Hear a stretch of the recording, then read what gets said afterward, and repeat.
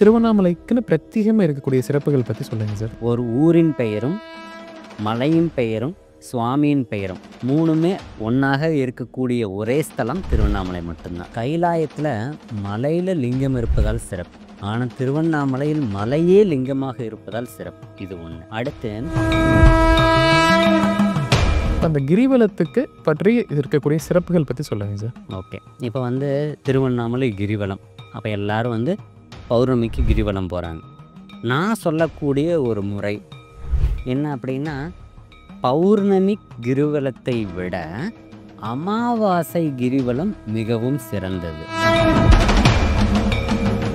நீங்கள் என்ன பண்ணிக்கங்க, போகும்போதே பச்சை கற்பூரம் வாங்கிக்கோங்க. ஒரு லிங்கத்துக்கு முன்னாடியும் பச்சை கற்பூரத்தை ஏற்றிட்டு வாங்க. அது இன்னும் அற்புதமான பலன் உங்களுக்கு தரும். நீங்கள் எதை இழந்தீங்களோ அதை திரும்ப உங்களுக்கு கிடைச்சிரும். இப்போ நீங்கள் எதிர் திசையில் கிரிவலம் போகணும்னு சொல்லியிருக்கீங்க, அதுக்கு ஏதாவது காரணம் இருக்காங்க? அந்த ராகுவின் தாக்கத்தை தாண்டி நம்ம வெற்றி பெறணும் அப்படின்னா இந்த அப்பிரதட்சணம். அப்போ நவகிரகங்களில் 7 கிரகங்கள் கிளாக் வைஸில் சுற்றுவாங்க. இந்த ராகு கேதுக்கள் மட்டும் என்னென்னா ஆன்டி கிளாக் வைஸில் சுற்றுவாங்க. கிரிவலம் செல்லும் போது ஏதாவது விதிமுறைகள் இருக்குங்களா? நம்ம கிரிவலம் எதுக்கு போகிறோம் அப்படின்னா இறைவனின் அருள் பெற. அப்போ அந்த இறைவனின் அருள் பெற என்ன பண்ணணும்? இறை நாமத்தை ஜபிச்சுட்டு போங்க. பாட்டு கேட்குற மாதிரி இருந்தால் இறை பாடல்கள் கேட்டுட்டு போங்க, தப்பில்லை. இறை சிந்தனையோட வழிபாடு செய்யுங்க. எந்த வரிசையில் வழிபட்டால் இன்னுமே சிறப்புகளாக இருக்கும் அப்படிங்கிற பற்றி சொல்லுங்க சார். கோபுர தரிசனம் கோடி புண்ணியம் அப்படின்றோம். அந்த கோபுரத்தையும்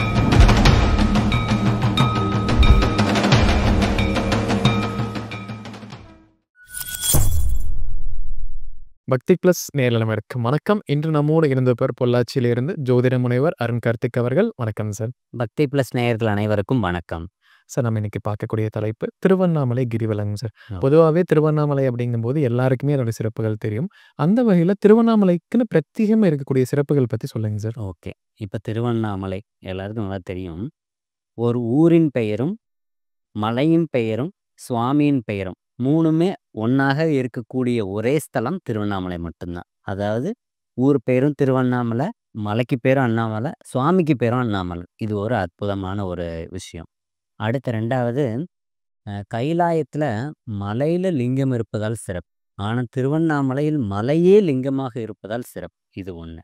அடுத்து, காசியில் இறந்தால் முக்தி, திருவாரூரில் பிறந்தால் முக்தி, தில்லையை தரிசிக்க முக்தி, திருவண்ணாமலை நினைக்க முக்தி தரும் ஸ்தலம். அப்போ எங்கிருந்து நம்ம நினச்சோன்னாலே நமக்கு முக்தி கிடைச்சிடுமா, அப்படி ஒரு அற்புதமான ஸ்தலம் திருவண்ணாமலை. இந்த திருவண்ணாமலை, இந்த மலை 4 யுகங்களாகவே இருக்கிறதாக சொல்லப்படுது. அப்போது கிருதயுகத்தில் இந்த மலை ஒரு நெருப்பு மலையாகவும், அப்போது நெருப்பு மலை அப்படின்னா தீ கக்குன குழம்புகள். அப்போ அந்த தீ கக்குன குழம்புக்கு மலையாக இருக்குதா அப்படிங்கிறது நமக்கு ப்ரூஃப் பார்த்திங்கன்னா, நம்ம செஞ்சியிலேருந்து போகும்போது ரோட் சைடில் பார்த்தோம்னா அந்த தீ கக்குன குழம்புகள், அந்த கற்கள் நம்ம பார்க்க முடியும்.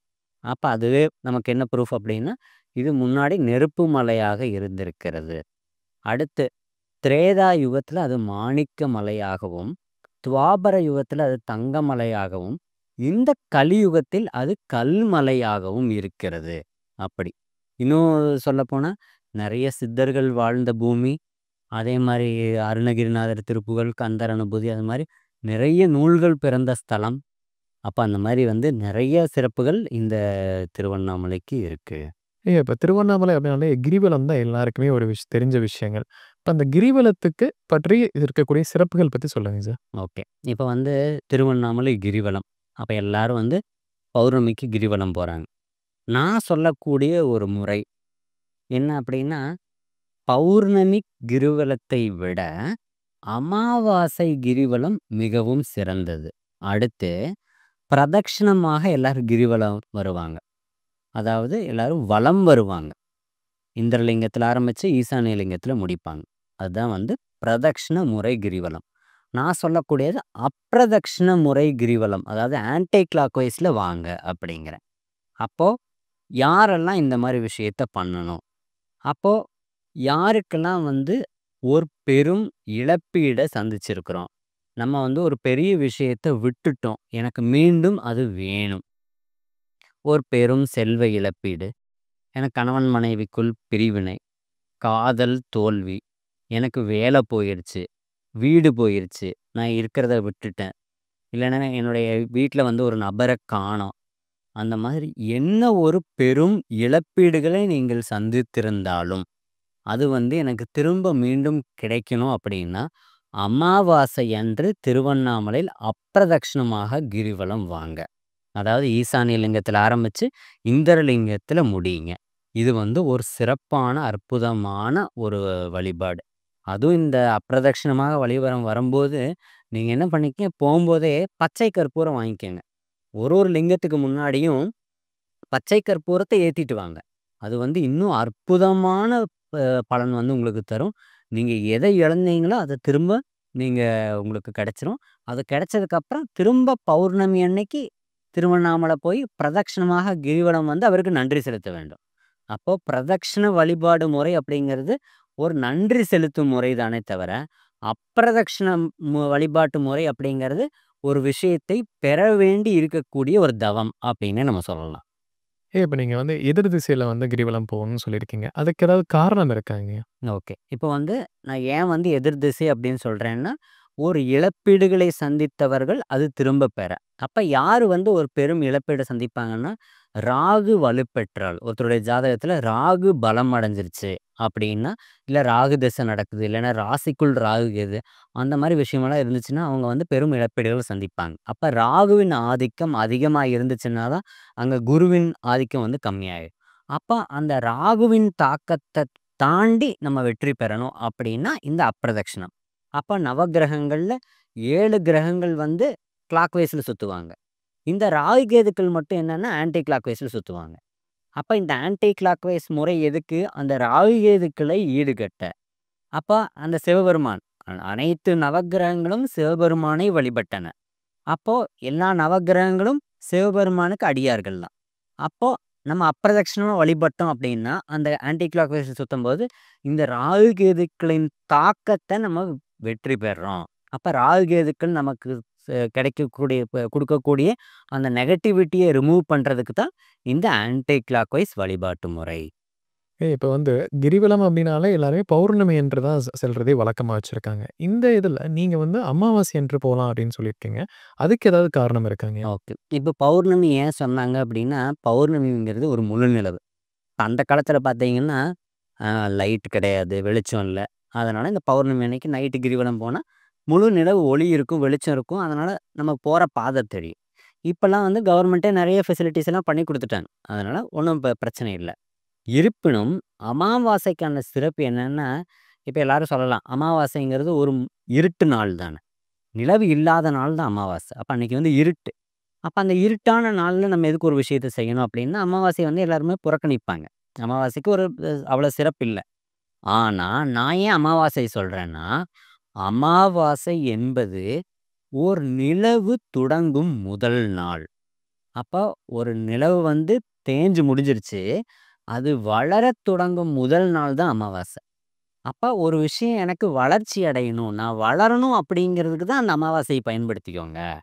அப்போ எனக்கு ஒரு இழப்பீட ஈடுகட்டி நான் வளர வேண்டும். அப்படிங்கிறதுக்கு வேண்டி இன்னும் சொல்லப்போனா, கர்மாவால் யாருக்கெல்லாம் பாதிப்பு அதிகமா இருக்குதோ, அவங்கலாம் தயவுசெய்து இந்த அமாவாசை அன்று அப்பிரதட்சணமாக இந்த கிரிவலம் போங்க. அதுக்கான ரீசன் இதுதான். இப்போ கிரிவலம் செல்லும்போது ஏதாவது விதிமுறைகள் இருக்குங்களா? எந்த விஷயத்த கடைபிடிக்கணும்? எந்த விஷயத்த தவிர்க்கணும்? அப்டிங்கிறத பத்தி சொல்லுங்கயா. ஓகே. இப்ப வந்து எல்லாருமே கிரிவலம் போறாங்க. ஒரு பேருக்காக கிரிவலம் போறாங்க. இந்த பாட்டு பாடிக்கிட்டு, டான்ஸ் ஆடிக்கிட்டு, ஃபோன்ல ஹெட்செட் மாட்டிக்கிட்டு அந்த மாரி. என்னன்னா, நம்ம கிரிவலம் எதுக்கு போறோம் அப்டின்னா, இறைவனின் அருள் பெற. அப்ப அந்த இறைவனின் அருள் பெற என்ன பண்ணணும்? இறை நாமத்த ஜெபிச்சுட்டு போங்க. பாட்டு கேட்குற மாரி இருந்தா, இறை பாடல்கள் கேட்டுட்டு போங்க, தப்பில்ல. அந்த மாரி இறை சிந்தனையோட ஓம் நமச்சிவாய, ஓம் நமச்சிவாய அப்படி அந்த மந்திரங்கள சொல்லிட்டு போங்க. சாமிய நெனச்சுட்டு போங்க. சாமியோடைய பாடல்கள் கேட்டுட்டு போங்க. இறை சிந்தனையோட வழிபாடு செய்யுங்க. அப்புறம் வந்து செருப்பு போடாதீங்க. எல்லாருமே வந்து இப்ப செருப்பு போட்டுட்டு கிரிவலம் வர்றாங்க. அதனால செருப்பு போடாம வெறுங்கால்ல கிரிவலம் வாங்க. ஏன்னா, அந்த திருவண்ணாமலை அப்படிங்கிறது சித்தர் வாழும் பூமி. எந்த பாதையில வேணா வந்து எந்த சித்தர் வேணா ஜீவசமாதி அடைஞ்சிருக்கலாம். அப்ப நம்ம அவங்கள மிதிக்கிற மாரி ஆயிரும் இல்லைங்களா? இன்னும் சொல்லப்போனா, சோணாச்சல பக்தர் அப்படின்ற ஒரு சித்தர் இருந்தாராம். அந்த சித்தருக்கு வந்து என்ன பிடிக்கும்னா, அவருக்கு வந்து தூசி ரொம்ப பிடிக்குமா. அப்ப என்ன பண்ணுவாராம், அந்த திருவண்ணாமலை கிரிவல பாதையில படுத்திருப்பாராம். அவர் மேல இப்போ மக்கள் நடந்து போனாங்கன்னா, தூசி பறக்கும் இல்லைங்களா? அப்ப அவர் மேல தூசி விழும். அந்த தூசி வந்து அவருக்கு ரொம்ப பிடிக்குமாம். தூசி அதிகமா விழுந்துச்சுன்னா ரொம்ப சந்தோஷப்படுவாராம். ஏன்னா, என்னுடைய சிவபெருமான வந்து இவ்வளவு பேர் தரிசிக்க வந்திருக்கிறாங்க. அப்படின்னு சொல்லி தூசி அதிகமாக, அதிகமாக அவர் ரொம்ப சந்தோஷப்படுவாராம். அவர் வந்து அப்படியே தூசி அதிகமாகி அப்படியே ஜீவசமாதி அடைஞ்சுட்டாரு. அப்ப அவரு நம்ம நடந்து போற பாதையில எங்க வேணா ஜீவசமாதி அடைஞ்சிருக்கலாம். நம்ம அவர மிதிக்கக்கூடாது இல்லைங்களா? அப்ப அந்த மாரி ஒரு அற்புதமான ஸ்தலம் இது. இறை நாமத்த ஜெபிச்சுட்டு போங்க. சந்தோஷமா கிரிவலம் வாங்க. இறை சிந்தனையோட கிரிவலம் வாங்க. ஹேப்பியா கிரிவலம் வாங்க. இன்னும் சொல்லப்போனா, யார் உங்க வெல்விஷரோ, உங்களுக்கு நல்லது நினைப்பாங்க இல்லையா? அவங்களோட சேர்ந்து இன்னும் இறை நாமத்த ஜெபிச்சுட்டு போனீங்க அப்படின்னா, இன்னும் உங்களுக்கு வந்து இறை ஆற்றல் சீக்கிரம் கிடைச்சிரும். குரு அருள் ஈஸியா கிடைச்சிரும். அந்த மாரி அந்த கோபுரத்த வழிபாடு செய்யுங்க. அந்த இறைவன வழிபாடு செய்யுங்க. தியானம் பண்ணுங்க. இந்த மாரி விஷயம்லாம் பண்ணும்போது, நமக்கு இன்னும் வந்து வாழ்க்கையில வெற்றி ரொம்ப சீக்கிரம் கிடைச்சிரும். ஐயா இப்ப கிரிவலம் நீங்க சொன்ன மாரி நம்ம விதிமுறைகளுடன் கரெக்ட்டா சுத்தி வந்துர்றோம். அதுக்கடுத்து நம்ம இறைவன வேண்டிக்கிறக்காக நம்ம கோயிலுக்கு செல்ல வேண்டிய ஒரு நிலை வரும். அந்த நேரங்கள்ல எந்த விஷயங்கள்லாம் நம்ம கடைபிடிக்கணும்? எந்த வரிசையில வழிபட்டா இன்னுமே சிறப்புகளா இருக்கும் அப்படிங்கிற பத்தி சொல்லுங்க சார். ஓகே. இப்ப வந்து எல்லாருமே கிரிவலம் வர்றாங்க. கிரிவலம் வந்து சாமி கும்பிட்டு எல்லாம் கிளம்பிர்றாங்க. கோபுர தரிசனம் கோடி புண்ணியம் அப்படின்றோம். அந்த கோபுரத்தையும் ஒரு நிமிஷமாவது நின்னு கோபுரங்களை தரிசனம் செய்ய வேண்டும். திருவண்ணாமலை மட்டும்தான் கோபுரங்கள் பார்த்தீங்கன்னா, சாதாரண மனுஷங்களும் கட்டியிருக்காங்க, ராஜாக்களும் கட்டியிருக்காங்க. அம்மணி அம்மாள் கோபுரம்னு ஒரு கோபுரம் இருக்கு. அம்மணி அம்மாள்ங்கிறது ஒரு சாதாரண பெண்மணி. அந்த பெண்மணி ஒரு கோபுரத்த கட்டியிருக்காங்க. அடுத்து வல்லாள மகாராஜா ஒரு கோபுரத்த கட்டியிருக்கிறார். வல்லாள மகாராஜா வந்து தனக்கு குழந்தை இல்ல. சிவபெருமானவே தன் குழந்தையாக பாவித்து அத கட்டினாராம். இப்பவுமே வந்து தை மாசத்தன்று வரக்கூடிய மக நட்சத்திரத்தன்னைக்கு இறைவனே சிவபெருமானே வந்து இந்த ஈமத் கைங்கரியங்கள் இவர் இறந்ததுக்கு இந்த வல்லாள மகாராஜா இறந்ததுக்கு திதி குடுத்துட்டு போறதாக ஐதீகமாம். அந்த மாரி. அடுத்து வந்து கிளி கோபுரம். அந்த கிளி கோபுரத்துல நம்ம அருணகிரிநாதர் வந்து கிளி ரூபமா எடுத்து கந்தர் அனுபூதி பாடுனாராம். அந்த "குருவாய் வருவாய் அருள்வாய் குகனே" அப்படின்ற பாடல் எவ்வளவு அற்புதமான பாடல். அது ஒரு இது கோபுரத்துல. அந்த அருணகிரிநாதர் பார்த்தீங்கன்னா, மேல கோபுரத்தோட உச்சியிலிருந்து கீழ குதிச்சுட்டாரு. அப்ப இறைவன் வந்து ஒரு கிளையாகவும், ஒரு கொடியாகவும் வந்து அவர காப்பாத்துனாராம். அப்ப அந்த மாதிரி. அந்த அருணகிரிநாதர் வந்து ஆறுமுக பக்தர். எப்போதும் வந்து முருக சிந்தனையோடயே இருப்பாரு. அவருக்கு வந்து 6 விரல். அப்பா அவர் ஆறுமுக பக்தர்ன்றனால அவருக்கு 6 விரலா? இல்ல 6 விரலோட பிறந்ததுனால அவர் ஆறுமுக பக்தரான்னு தெரியல. அடுத்து அவரு பார்த்தீங்கன்னா, அவருடைய நடையே வந்து எக்கி எக்கி நடப்பாராம். அப்ப அந்த நடையே மயில் போன்ற நடையா இருக்குமாம். அப்ப அப்படின்லாம் சிறப்புகள் இருக்கு. அடுத்து உள்ள போனீங்கன்னா, கோயிலுக்குள்ள பாதாள லிங்கம்னு ஒண்ணு இருக்கு. அப்ப அந்த இடத்துல வந்து யாரு உட்கார்ந்து தொழுதாருன்னா, ரமண மகரிஷி. அவர் வந்து அந்த இடத்துல உட்கார்ந்து இறை நாமத்த ஜெபிச்சு, அந்த இடத்துல ஜீவசமாதி அடைஞ்சதாக சொல்லப்படுது. அப்போ ரமண மகரிஷியோட இன்னும் ஸ்டோரீஸ் கேட்டீங்கன்னா, ஒரு ரொம்ப வருஷத்துக்கு முன்னாடி ஒரு வில்லேஜ்ல ஒரு சிறுவன் வந்து நடந்து போயிட்டு இருக்கான். அப்ப 2 பேர் வந்து பேசிட்டு இருக்காங்க. அப்போ திருவண்ணாமலைக்கு பழைய பெயர் வந்து அருணாச்சலம். அப்ப பேசிட்டு இருக்கும்போது, இந்த சிறுவன் வந்து அவங்க பேசுறத கேட்குறான். அவங்க அருணாச்சலம் அப்படிங்கிற ஒரு வார்த்தைய பத்தி பேசுறாங்க. இந்த பையன் அந்த சிறுவன கேட்டது, அருணாச்சலம், அருணாச்சலம், அருணாச்சலம் அப்படின்னு சொல்லிட்டு, நேரா இந்த அருணாச்சலம் எங்க இருக்கோ திருவண்ணாமலைக்கே வந்துட்டான் அந்த சிறுவன். அந்த சிறுவன் வந்து கோயிலுக்குள்ளேயே வந்து உட்காந்து, அருணாச்சலம், அருணாச்சலம்னு சொல்லி இறைவனவே ஜெபிச்சு, உட்கார்ந்த இடத்துல இருந்து எந்திரிக்காம, சாப்பாடும் இல்லாம, அந்த சுத்தி இருக்கிற வந்து எலிகள், அந்த புறான் அது இதெல்லாம் இந்த சிறுவன வந்து கடிச்சு, கொதறி புண்ணாயிருச்சு உடம்பெல்லாம். அப்ப அந்த புண்ண ஆத்துறதுக்காக, அந்த கோயில்ல இருக்கிறவங்க என்ன பண்ணாங்க, தயிர் சாதத்த வச்சு அவனுடைய புண்ணு மேல பூசி அவனோட புண்ண ஆத்துறாங்க. இருப்பினும் அவர் அப்படியே இறைவன வேண்டி, அந்த இடத்திலே தொழுது ஜீவசமாதி ஆயிட்டாரு. அவர் யாருன்னா, ரமண மகரிஷி. அப்ப அந்த ரமண மகரிஷி எந்த இடத்துல உட்கார்ந்து தொழுதாருன்னா, அந்த பாதாள லிங்கத்துக்கு முன்னாடி. அப்போ உங்களுடைய வேண்டுதல் என்னவோ, அந்த இடத்துல ஒரு நிமிஷம் உட்கார்ந்து உங்களுடைய வேண்டுதல இறைவன்கிட்ட வேண்டிட்டு, இறை நாமத்த ஜெபிச்சுட்டு வாங்க. ஓம் நமச்சிவாய, ஓம் நமச்சிவாய 9 முறை சொல்லிட்டு, உங்க வேண்டுதல் என்னவோ அந்த இடத்துல தொழுதுட்டு வாங்க. இன்னும் வந்து அற்புதங்கள் நெறையா நிகழும். அதாவது இவ்வளவு சித்தர்கள் வாழ்ந்த இடம், இவ்வளவு சித்தர்கள் வந்து தொழுத இடம் அப்படின்னா அவ்வளவு இது. அதனால இதையும் சேர்த்து எல்லாரும் கடைபிடிக்கணும் அப்படிங்கிற. அந்த பாதாள லிங்கம் இருக்கும் இடத்துல அந்த கோயிலுக்குள்ள 1 நிமிஷமாவது உட்கார்ந்து இந்த ஓம் நமச்சிவாய 9 டைம் சொல்லிட்டு, உங்களுக்கு என்ன தேவையோ அதையும் வந்து இறைவன்கிட்ட வேண்டிட்டு வாங்க. அந்த இடத்துல அவ்வளவு ஒரு அற்புதமான ஒரு பவர் இருக்குது. அப்படிங்கிறது தான் நான் இன்னும் அடுத்து சொல்ல வந்தது. சரிங்க. நம்ம இப்போ திருவண்ணாமலை பத்தி நெறைய விஷயங்கள் பேசினோம். கண்டிப்பா நம்ம நேயர்களுக்கு ஒரு பயனுள்ள கருத்துக்கள் அமைஞ்சிருக்குங்க. கண்டிப்பா மீண்டும் ஒரு சந்திப்புல பார்க்கலாங்க. ரொம்ப நன்றி. நன்றி.